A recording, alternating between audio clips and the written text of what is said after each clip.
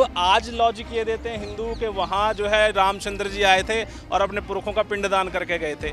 तो जब 78 से पहले कहाँ थे भाई आप हिंदू? किसी भी मंदिर में कोई पादरी नहीं बैठता है, किसी भी गुरुद्वारे में कोई पंडित नहीं होता है, तो हमारे बौद्ध विहार में कोई पंडित या गैर बुद्धिस्ट क्यों? कितना बड़ा पाखंड है कि बाहर जाकर के जब चंदा मांगने की बात होती है, अपनी पहचान बताने की बात होती है कि हम बुद्ध की भूमि से आए, हमने बुद्ध दिया है, हमने युद्ध नहीं दिया है, लेकिन उसी के देश में जो है उन्हीं बौद्धों को, उन बुद्ध धर्म के फॉलोअर्स को वो नीच, अछूत और चांडाल और न जाने कैसे कैसे शब्दों का इस्तेमाल करके उनको ह्यूमिलेट किया जाता है, उनको बेइज्जत किया जाता है समाज में हर रोज। देखो बहुजन समाज की संख्या बहुत ज़्यादा है, उन्हें मालूम है कि जिस दिन ये एक हो गए, जिस दिन एक प्लेटफॉर्म पे आ गए कि उसी दिन हमारे पत्ते खुल जाएंगे और हमारा कुछ बचने वाला है नहीं। तो गुमराह करके आपस में लड़वाने वाली बात। जैसे कि आज सभी एकत्रित हुए हैं, इसका मेन मोटिव है कि हमें BT-MC एक्ट 1949 को रिपील करना है, निरस्त करना है।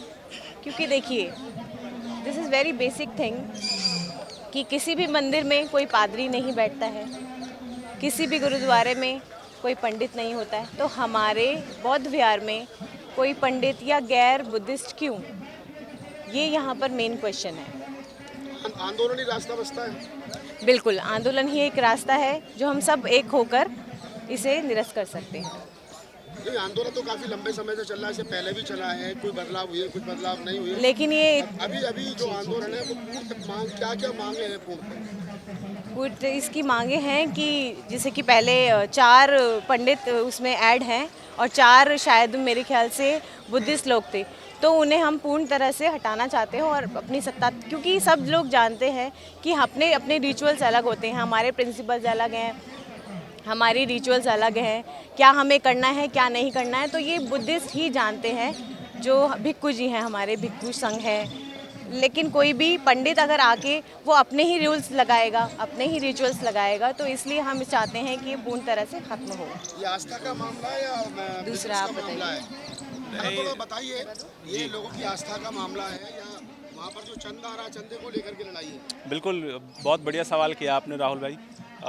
एक्चुअली देखिए क्या है, हर चीज़ का आधार होता है। महाबोधि टेम्पल जो बोध गया में आज प्रेजेंट समय में है, ये सम्राट अशोक के द्वारा बनाया गया है। अब इसकी जो खोज हुई थी, क्योंकि ये तो ढका हुआ था, मिट्टी में दबा हुआ था, तहस नहस किया हुआ था दुश्मनों के द्वारा, ये 1878 में 1878 में सर कनिंगम जो ASI के आर्कियोलॉजिकल सर्वे ऑफ इंडिया के चेयरमैन थे उस समय पे, उन्होंने खोजा था। अब आज लॉजिक ये देते हैं हिंदू के वहाँ जो है रामचंद्र जी आए थे और अपने पुरखों का पिंडदान करके गए थे। तो जब 78 से पहले कहाँ थे भाई आप हिंदू? 78 में खोजा गया। उसके बाद में समस्या ये हुई कि बाबा साहब का जो आंदोलन है वो बहुत बाद का हुआ। 1926 से उनका जो है सार्वजनिक जीवन एक तरह से हम देखते हैं शुरू होता है। तो उस समय पे बहुतायत नहीं थी भारत में बौद्धों को, जो बौद्ध धर्म को फॉलो करने की। तो अंग्रेज़ों के समय में ही और उसके बाद के समय में ही ये जो बौद्धों की अनुपस्थिति में जो कमेटियाँ बन गई, उनको अब ख़त्म करने का समय आ गया है, क्योंकि अब भारत के बहुजन समाज बाबा साहब के नेतृत्व में बौद्ध धर्म को अपना चुके हैं, अपनी संस्कृति को वापस पा चुके हैं। तो अब समय है कि भाई ये जो महाबोधि टेम्पल है, ये बौद्ध लोगों को समर्पित कर दिया जाना चाहिए। क्या कारण है मोदी जी विदेश में जाके कहते हैं कि मैं बुद्ध की धरती से आया हूँ और यहाँ बुद्ध के खिलाफ युद्ध कर रखा है? ये तो देखिए शुरू से पाखंड है। 2 संस्कृतियों का भारत में जो है युद्ध है, एक श्रमण संस्कृति है और एक वैदिक संस्कृति है। जो मोदी जी हैं वो वैदिक संस्कृति का नेतृत्व करते हैं और जो बहुजन समाज है, जब बाबा साहब के फॉलोअर्स हैं, वो श्रमण संस्कृति के जो नेतृत्व करते हैं। तो वो हमेशा ही, जैसे कि पुष्पमित्र शुंग ब्राह्मण जो मंत्री था बृहदत्त का, जो अशोक हैं उनके पौत्र का, उसने ख़त्म करके बाबा उनको बृहदरथ की हत्या करके वहाँ से अपना वो वापस उन्होंने वैदिक संस्कृति लागू करी, ये जिसको आज सनातन बोल देते हैं। तो इस तरह से ये संस्कृतियों का टकराव है।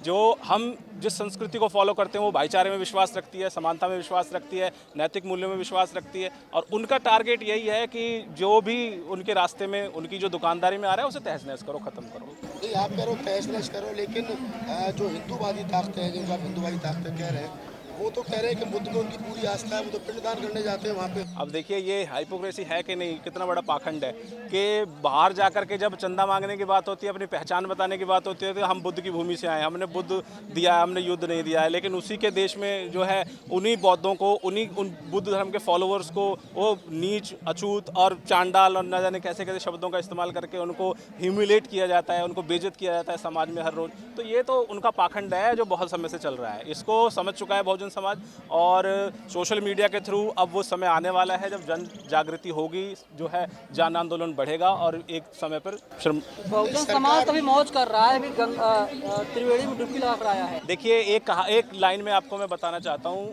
असल में जो जनता है वो नेता के पीछे चलती है। एक बार एक राजा अपना ना एक घोड़ा लेके आया, बहुत बढ़िया नस्ल का घोड़ा था। अब उसने उसको पालने के लिए, उसको ट्रेनिंग देने के लिए कोचवान रख लिया। कोचवान जब रख लिया तो कुछ दिनों के बाद राजा वापस अस्तबल में आया तो देखा कि मेरा इतना बढ़िया नस्ल का घोड़ा लंगड़ाने लग गया। तो अब वो बड़ा परेशान हुआ, चिंतित हुआ। उसने अपना गुरु बुलाया, जोशी बुलाया कि यार ये मैं घोड़ा इतनी बढ़िया नस्ल का लेके आया था, करोड़ों रुपए खर्च किए थे, ये लंगड़ाता क्यों है? तो जब उनको बुलाया गया तो देखा कि भाई उस गुरु ने कहा कि मेरी जो चारपाई है रात को इसके अस्तबल में लगाओ जहाँ घोड़ा रुकता है। तो उसने देखा गुरु ने कि घोड़ा तो बढ़िया तरीके से टहल रहा है, उसकी चारों टांगे बढ़िया ठीक ठाक हैं। अब सुबह जब हुई तो घोड़ा फिर से लंगड़ाने लगा। तो उसने ये नोट किया कि इसका जो कोचवान है, इसका जो कोच है वो लंगड़ा है।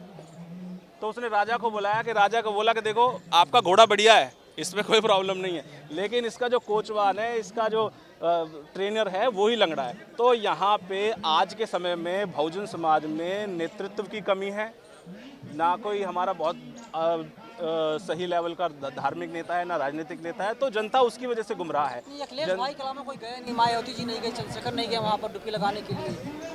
अगर आप नेता गलती दे रहे हैं तो कहाँ गई मायावती जी और चंद्रशेखर? लेकिन उन्होंने अपना स्टैंड भी तो स्पष्ट नहीं किया ना कि हम किस तरह से दिखते हैं उस कुंभ में डुबकी लगाने को। तो जब स्टैंड क्लियर नहीं होता तो जनता उसी को फॉलो करती है। तो जनता की गलती बहुत ज़्यादा हम नहीं निकाल सकते। अगर नेता जैसा होगा वैसे ही वो। लोग कहीं ना कहीं ये कह रहे हैं कि जो ये आंदोलन है ये अम्बेडकरवादी लोग चला रहे हैं, और अम्बेडकरवादी लोग ये बुद्धिस्ट नहीं है, ये तो दलित हैं। नहीं, ये भी गुमराह करने वाली बात है। देखो बहुजन समाज की संख्या बहुत ज़्यादा है, उन्हें मालूम है कि जिस दिन ये एक हो गए, जिस दिन एक प्लेटफॉर्म पे आ गए कि उसी दिन हमारे पत्ते खुल जाएंगे और हमारा कुछ बचने वाला है नहीं। तो गुमराह करके आपस में लड़वाने वाली बात है, इस तरह का कोई इस बात को खंडित करता है। और सभी जानते हैं कि ऐसा कुछ नहीं है। जो अम्बेडकराइट है, जो जय भीम बोलता है, उसे कहने की जरूरत नहीं है कि तू बौद्ध हो जा या तू इस तरह से पाखंडवाद छोड़ दे। बाबा साहब की 22 प्रतिज्ञा उसने कहीं ना कहीं पढ़ी ही होंगी।